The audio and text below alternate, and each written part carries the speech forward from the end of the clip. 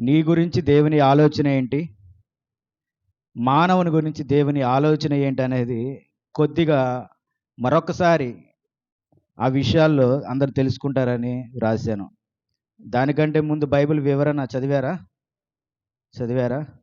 Okay, very good. అవి గుర్తుపెట్టుకోండి, అవి చాలా అవసరము. కనీసం ఆలోచనలు అవి. అయితే మనల్ని గురించి దేవుని ఆలోచన ఏంటనేది కొద్దిగా మనం నేర్చుకుందాము. అయితే మనము యెషయా గ్రంథము, ఇర్మియా గ్రంథము, అలాగే యెహెజ్కేలులో ఒక మాట తరచుగా వింటూ ఉంటాము. ఏంటా మాట?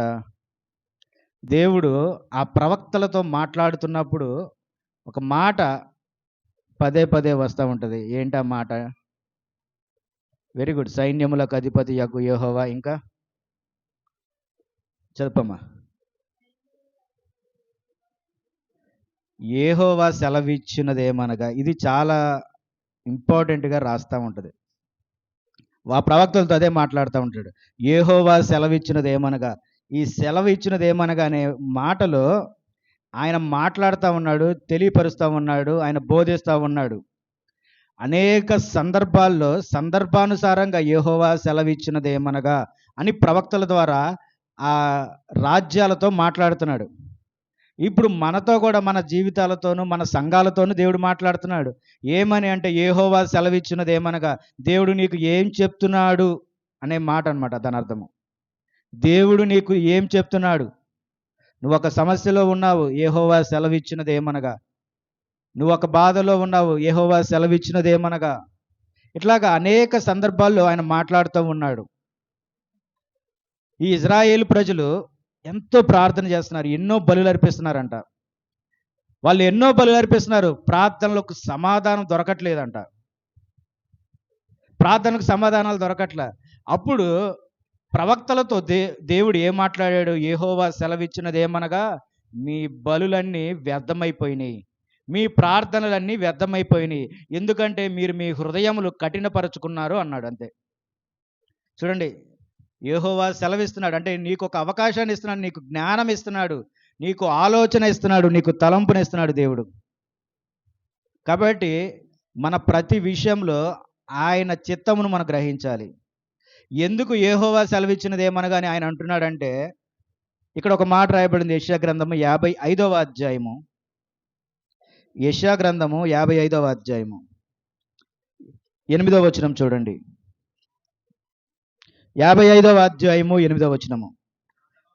నా తలంపులు మీ తలంపుల వంటి కావు, మీ త్రోవలు నా త్రోవల వంటివి కావు.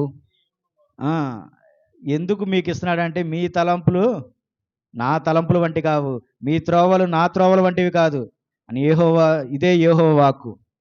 ఆయన మీకు సెలవిస్తున్నాడు అంటే జ్ఞానం ఇస్తున్నాడు, ఆలోచన ఇస్తున్నాడు, తలంపునిస్తున్నాడు. నా మాట వినండి అని తెలియజేస్తున్నాడు. నా ఆలోచన ఇది, అందుకే అంటున్నా, యెహోవా సెలవిచ్చినది ఏమనగా నా ఆలోచన ఇది. మరి నీ ఆలోచన ఏంటి? నాకొక ఆలోచన ఉంటుంది, నీకొక ఆలోచన ఉంటుంది. మానవులో దేవుడు జ్ఞానం ఇచ్చాడు. నాకొక ఆలోచన, మీకొక ఆలోచన. అయితే దేవుడు అంటున్నాడు, నా ఆలోచన మీ ఆలోచన వంటిది కాదు, నా త్రోవ నీ త్రోవ వంటిది కాదు. కాబట్టి మేలైన దానిని నువ్వు ఎంచుకో. నీ త్రోవ నీ ఇష్టము కావాలా, యెహోవా త్రోవ యెహోవా ఇష్టము కావాలా? 9వ వచనంలో అంటున్నాడు, ఆకాశములు భూమికి పైన ఎంత ఎత్తుగా ఉన్నవో, మీ మార్గముల కంటే నా మార్గములు, మీ తలంపుల కంటే నా తలంపులు అంత ఎత్తుగా ఉన్నవి. కాబట్టి ఏదైనా ఒక దాన్ని నువ్వు, ఒక సమస్యనే కానీ, ఒక విషయాన్నే కానీ నువ్వు ఆలోచన చేసి దాన్ని సరిచేయాలనుకుంటున్నప్పుడు, నీ ఆలోచన కాకుండా ఎవరి ఆలోచన కావాలంట? దేవుని ఆలోచన కావాలి. నీ తలంపు కాకుండా అది ఎవరి తలంపు కావాలంట? దేవుని తలంపు కావాలి. 3వ వచనము, చెవియొగ్గి నా యొద్దకు రండి, మీరు విని నీడల మీరు బ్రతుకురు, నేను మీతో నిత్య నిబంధన చేసేదను, దావీదునకు చూపిన శాశ్వత కృపను మీకు చూపుదును. చెవియొగ్గి ఆలకించండి అంటున్నాడు యెహోవా సెలవిచ్చిన మాట. ఏది? నీ కుటుంబంలో, నీ కుటుంబ విషయాల్లో, నీ కుటుంబ భారములో యెహోవాకు నువ్వు చెవియొగ్గాలి. నీ తలంపులు ఆయన తలంపులు వంటివి కావు. యెహోవా సెలవిచ్చినది ఏమనగా, ఏమైనా అవసరం ఉంది, ఆ అవసరం తీరుస్తాడు. ఇప్పుడు సంగమునకు చెప్తున్నాడు, యెహోవా సెలవిచ్చినది ఏమనగా అనే మాట మనకు చాలా అవసరం. దీని విషయంలో దేవుని చిత్తం ఏంటి, దీని విషయంలో దేవుని ఆలోచన ఏంటి, ఈ పర్టికులర్ విషయంలో దేవుని చిత్తం ఏంటి అని మనం గ్రహించగలగాలి అని ఆలోచన, మొదటి ఆలోచన అదే రావాలి క్రైస్తవుడికి.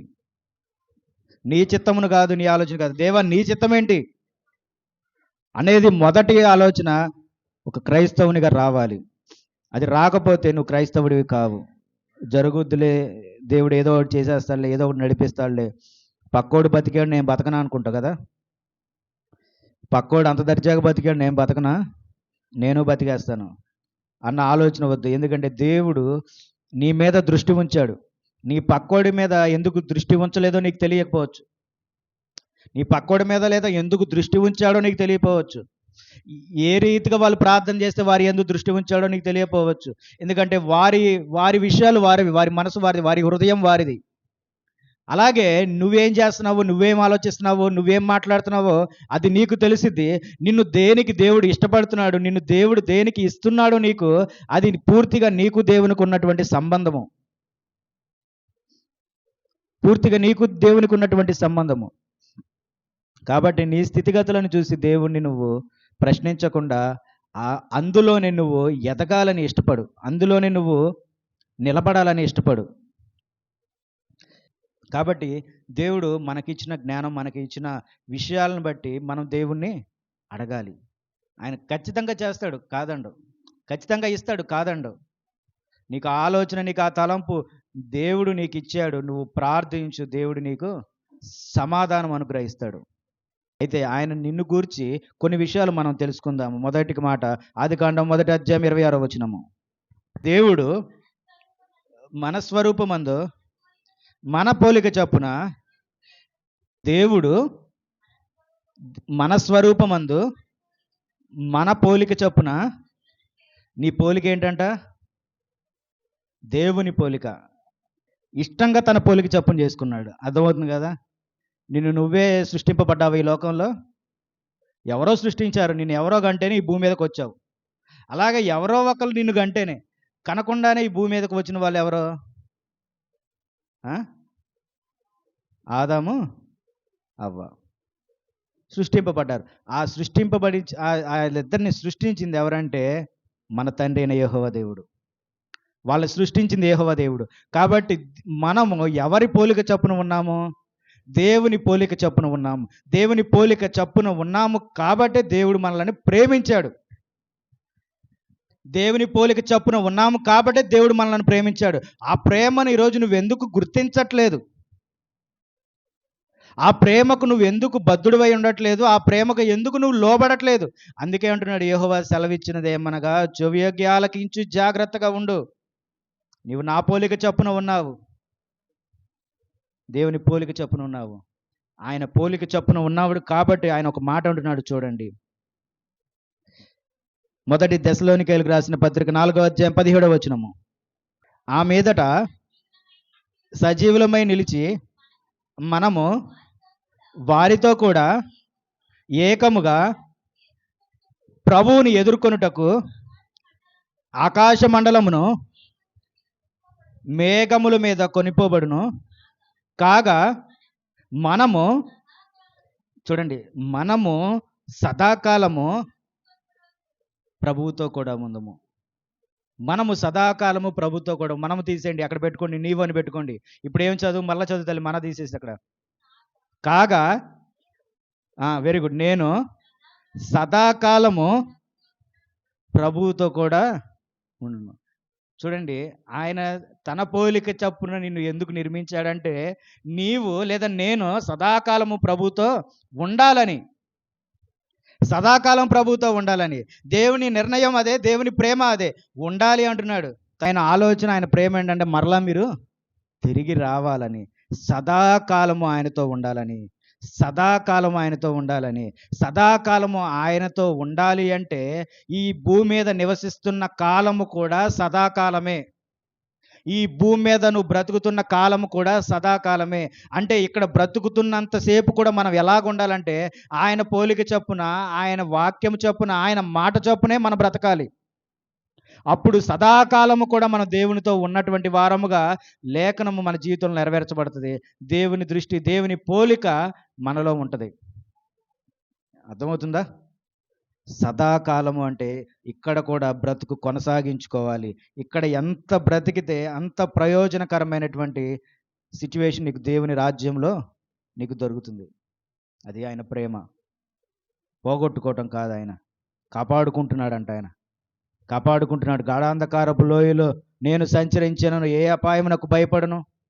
నీ కుడి పక్క 10,000, ఎడం పక్క 10,000, ఏ హాని నీకు తగలకుండా ఆయన నిన్ను కాపాడును. నీ మీద కత్తెత్తువారు వారే నిర్మూలమవుతారంట. నిన్ను దూషించువారు వారే పడిపోతారంట. దేవుని కృప నీ మీద అలాగ ఉంటుంది. దేవుని ప్రేమ నీ మీద అలాగ ఉంటుంది. ఆలోచించండి. యెహోవా సెలవిచ్చినది ఏమనగా, నీవు నా యొక్క పోలిక చొప్పున ఉన్నటువంటి వాడివి. ఇక్కడ చూడండి 4, 5, 6 వచనాలు ఏమంటున్నాడు? దేవుడు నిన్ను గూర్చి, అదే మాట బైబిల్లో కాదు, మీకు ఇచ్చినటువంటి పేపర్లో 4, 5, 6 వచనాలు చూడండి. దేవుడు నిన్ను గూర్చి చింతించుచున్నాడని, అది వేరే విషయం. దేవుడు నిన్ను ఆదుకుంటాడని, దేవుడు నిన్ను కాపాడునని, దేవుడు నీకు విశ్రాంతినిచ్చుచున్నాడని, ఇవన్నీ కూడా దేవుడు నిన్ను తన పోలికను ఉన్నవారు కాబట్టి ప్రతి విషయంలో దేవుడు నిన్ను జాగ్రత్త పరుచుకుంటున్నాడు. అంత అంత ధన్యత ఉంది ఆయన పోలికను ఉన్నవారికి. ఆయన పోలికను ఉన్నవారికి అంత ధన్యత ఉంది. అయితే నిజమైనటువంటి పోలిక ఏంటంటే ఆయనను పోలి నడుచుకోవటం. ఆయన పోలిక ఎవరికి వచ్చిందంటే క్రీస్తు ప్రభువారికి వచ్చింది. ఆ క్రీస్తు ప్రభువారిని పోలి మనం ఎలా ఉండాలంటే అలాగే బ్రతకాలి. క్రీస్తు అడుగు జాడల్లో బ్రతకాలి. క్రీస్తు ఏ రీతిగా నడుచుకున్నాడో అదే రీతిగా మనము నడుచుకోవాలి. అదే కావాలి. కాబట్టి సదాకాలం మనం దేవునితో ఉండాలి అంటే ఆయన పోలిక చొప్పున మనం ఖచ్చితంగా ఉండాలి, నడుచుకోవాలి. యెషయా గ్రంథము 46, 4వ వచనంలో ముదిమి వచ్చు వరకు నిన్ను మాత్రమే ఎత్తుకుంటానంటున్నాడు ఆయన.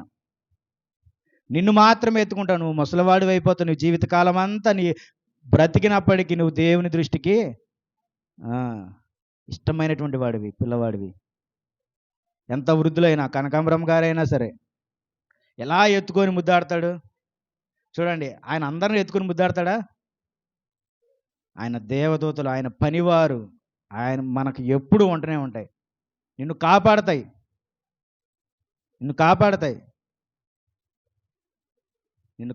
అవి.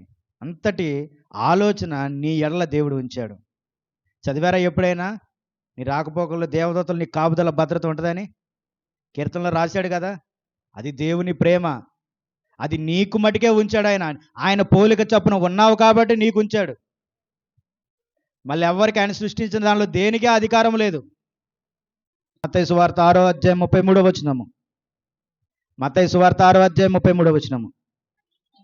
ఆయన రాజ్యమును మీటిని మొదట వెతుకుడి, అప్పుడు అవన్నీ చూడండి. ఏమి అనుగ్రహింపబడుతుందంటే దేవుడు నీకు అన్నీ ఇస్తున్నాడు. ఈరోజు నువ్వు ఏదైతే నువ్వు పొందావో దేవుడు నీకు ఇచ్చినది అది. కాబట్టి మిమ్మల్ని మీరు జాగ్రత్త పరుచుకోండి, మిమ్మల్ని మీరు కాపాడుకోండి. దేవుని దృష్టికి యోగ్యులుగా ఉండండి. దేవుని విడిచిపెట్టి వెళ్ళబాకండి. ఆయన వాక్యమును విడిచిపెట్టి, సంఘమును విడిచిపెట్టి, నీ చిత్తము కాదు దేవుని చిత్తమును విడిచిపెట్టి వెళ్ళబాకండి. ఆయనకి దగ్గర అవ్వండి. ఆయన పోలిక చొప్పున ఉన్నవారము. ఆయన మనలను ప్రేమించినవాడు. ఆయన మనలను ప్రేమించాడు. కాబట్టి నీకు మటుకి నాకు మటుకే ఈ స్థలం అనేది, ఈ గృహం అనేది, ఇంతటి ధన్యత అనేది దేవుడు నీకు నాకే ఇచ్చాడు. ఈ జ్ఞానం మనుషులకే ఉంటుంది, ఈ సృష్టి మనుషులకు ఉంది. ఎంతటి ధనిలో మనం ఈరోజు, నిజంగా ఎంతటి ధనిలో. ఇంకా చెప్పాలంటే ఈరోజు అవయవాలన్నీ బాగున్నాయి మనకు. కాళ్ళు చేతులు 2 సక్రమంగా పని చేస్తున్నాయి. అవి లేని వాళ్ళు కూడా ఉన్నారు కదా పాపం. ఉన్నారా లేదా? ఉన్నారు. అది ఎవరు ఇచ్చారంటే దేవుడు ఇచ్చాడు నీకు. అది ఆయన ప్రేమ, నీకు ఇచ్చినటువంటి ప్రేమ. నువ్వేదో చేస్తావని కాదు, కొంచెం ఆవగింజ లాంటి విశ్వాసం చూపిస్తావేమోనని. ఆవగింజ విశ్వాసం ఉంటేనే కొండను తీసుకెళ్ళి సముద్రంలో వేయగలంత శక్తి ఉన్నప్పుడు ఆవగింజలో కూడా మనం చూపించలేకపోతున్నామా? కొద్దిగా విశ్వాసం కూడా చూపించలేకపోతున్నామా దేవుని పట్ల? మాట్లాడుకోండి, మీ హృదయం మీద చేసుకొని మాట్లాడుకోండి. ఈరోజు నేను సజీవ లెక్కలో ఉన్నానంటే అది దేవుని మూలంగా. ఈరోజు నేను నాకు ఒక స్థలం ఉంది, అది నాకు స్వాస్థ్యముగా ఇవ్వబడిందంటే అది దేవునిది. ఈరోజు ఒక ఇల్లు నిర్మాణం అయిందంటే అది దేవునిది. దేవుడు నీ ఎడల ఖచ్చితమైనటువంటి ప్రేమను నీ ఎడల ఉంచాడు. నిజమైనటువంటి ప్రేమను దేవుడు నీ ఎడల ఉంచాడు. నువ్వు దాన్ని విడిచి తప్పిపోబాకు. ప్రార్థన అయిన తర్వాత మరలా వెళ్తాం, మంచి ఆహారం తీసుకుంటాం, అది కూడా దేవుడు మనకిచ్చిందే. ఇచ్చాడా లేదా? ఇచ్చాడు. కాబట్టి ఆ విశ్వాసం, నమ్మకం ఉంచుకొని జాగ్రత్త కలిగి మనం బ్రతకాలి. ఇంకా ఏమంటున్నాడు? ద్వితీయోపదేశకాండం 28వ అధ్యాయం 14వ వచనము. ద్వితీయోపదేశకాండం 28వ అధ్యాయం 14వ వచనము. మామూలుగా చెప్తాను చూడండి. ఆయన నిన్ను తలగా, పైవాడిగా, అప్పిచ్చువాడిగా ఉంచుతున్నాడు. మనకు అప్పులు చేస్తున్నాం అంటే దానికి కారణం ఏంటి? అప్పులు చేస్తున్నాం అంటే కారణాలు ఏంటి? ఒక అప్పు తీరిపోయిన అమ్మటే మళ్ళీ అప్పు వస్తుంది. ఎందుకని? ఒక అప్పు తీర్చేసామనుకున్నాం, మళ్ళీ వెంటనే అప్పులు చేస్తున్నాం. అటు ఇచ్చేసి ఇటు అప్పు చేస్తున్నాం. అవునా? తిరుగుతూనే ఉంది, అప్పులు చుట్టూ తిరుగుతూనే ఉంది. స్వతంత్రంగా బతికేది లేదు. ఎందుకంటే దేవుణ్ణి ప్రార్థించే లోపం కావచ్చు, ఆయన మీద విశ్వాసం లేకపోవడం కావచ్చు, నమ్మకం లేకపోవడం కావచ్చు. కాబట్టి దేవుని మీద ఆధారపడాలి. చూడండి, ఇక్కడ కొన్ని వచనాలన్నీ నువ్వు క్రీస్తుతో పాటు బ్రతికి దీవించాలని యోహాను సువార్తలో రాశాడు కదా, 14వ అధ్యాయం 2వ వచనం ఏమంటున్నాడు? దేవుడు నీ కోసం స్థలము సిద్ధపరచుచున్నాడని. దేవుడు నీ కోసం స్థలం సిద్ధపరచున్నాడు. ఎక్కడ? పరలోక రాజ్యములో. కాబట్టి దేవుడు మరలా చెప్తున్నాడు, దేవుడు నిన్ను ప్రేమించాడు. దేవుడు నిన్ను ప్రేమిస్తూనే ఉంటున్నాడు.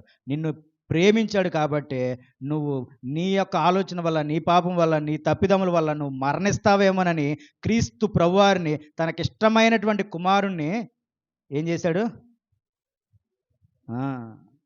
త్యాగం చేయించేలా చేశాడు.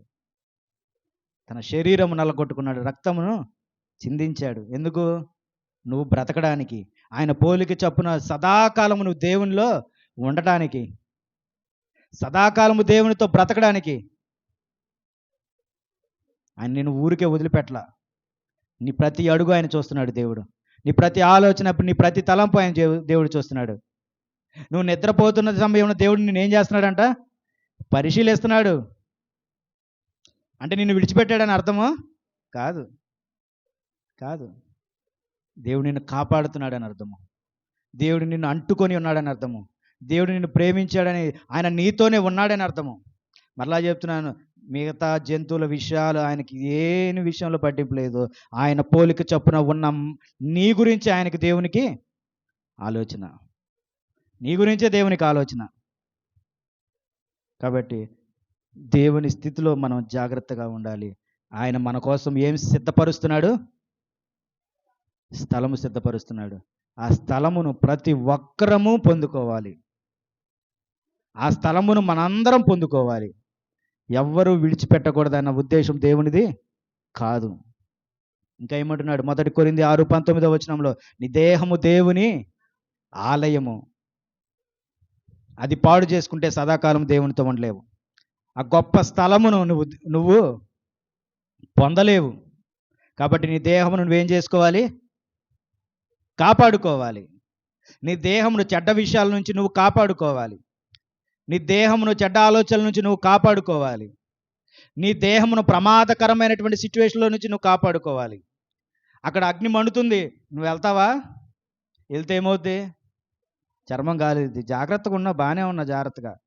అగ్ని కనపడుతుంది, నీ శరీరం, దేహం కనపడుతుంది, అందులోకి వెళ్తే కాలిపోతావని తెలుస్తుంది.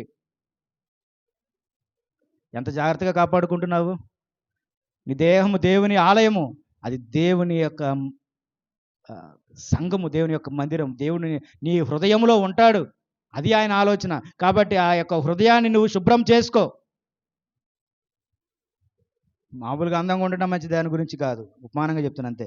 కానీ నిజమైనటువంటి నీ దేహం నువ్వేం చేసుకోవాలి? శుభ్రము చేసుకోవాలి. దేవుడు నివాసం ఉండే స్థలమును నువ్వు శుభ్రం చేసుకోవాలి. ఎందుకంటే దేవుడు మరలా నిన్ను ప్రేమిస్తున్నాడు. నువ్వు ఆయన పోలిక చొప్పున ఉన్నవాడివి. మాట గుర్తుపెట్టుకోవాలి. నీ దేహం అంట దేవుని ఆలయం అంట. ఆ దేహమును నువ్వు కాపాడుకో. దేహం నువ్వు కాపాడుకో. చెయ్యి ఇరిగితే ఇరిగిపోయింది, అది కాదు దేహం విషయము. కాలుకి దెబ్బ తగిలింది, పుండవుతుంది, అది కాదు దేవుని విషయము. నీ దేహమును నువ్వు కాపాడుకో. అది నరకాగ్నిలోనికి వెళ్లకుండా ఆ దేహం నువ్వు కాపాడుకో. అది దేవుని ఆలోచన. ఇంకా ఏమంటున్నాడు? మొదటి కొరింథీ రాసిన పత్రిక 6:20 నీవు కొనబడిన వాడవి. ఎలా కొనబడ్డావు నువ్వు?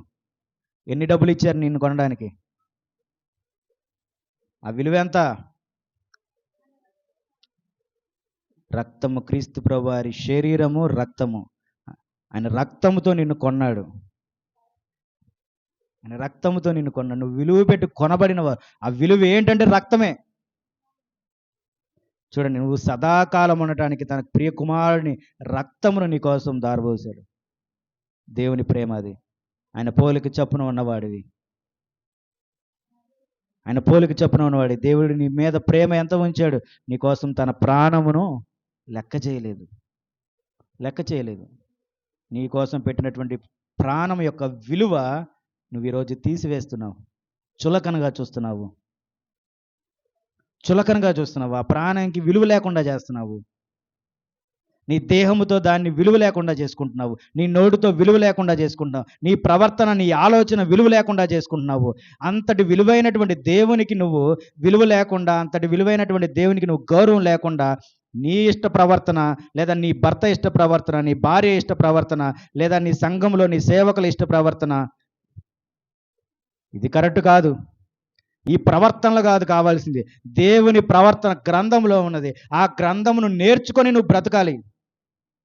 ఆ ప్రవర్తన కావాలి. అందుకే అంటున్నాడు, మనుషుడి ఆలోచన కాదు, దేవుని ఆలోచనే కావాలి.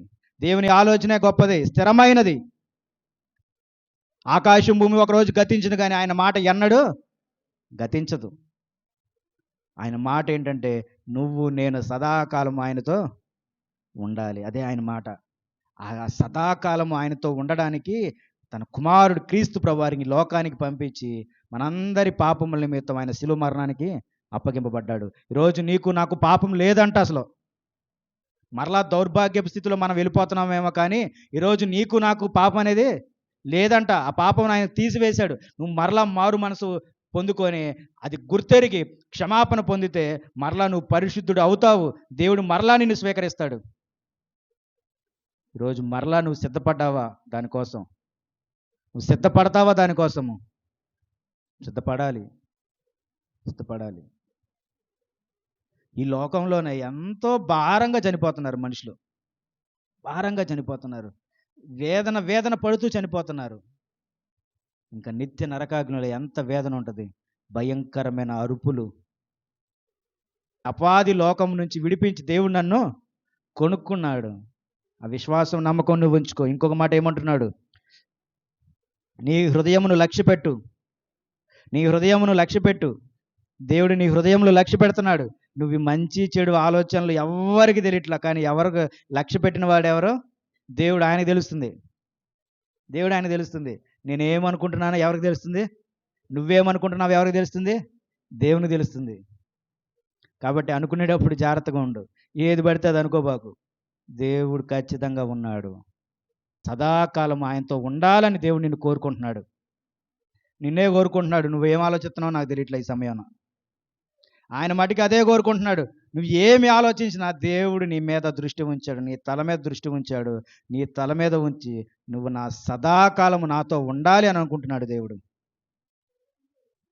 కానీ నీ ఆలోచన ఏం చేస్తుంది? గుర్తుపెట్టుకో. గుర్తుపెట్టుకో. దేవునికి లోపడు. ఇంకా ఏమంటున్నా? నీ హృదయం లక్ష్య పెట్టుకోండి. నువ్వు చనిపోయి మరలా తిరిగి లేస్తావని దేవుడు కోరుకుంటున్నాడు. నువ్వు క్రీస్తు ప్రభువారి రక్తంతో కడగబడతావని కోరుకుంటున్నాడు.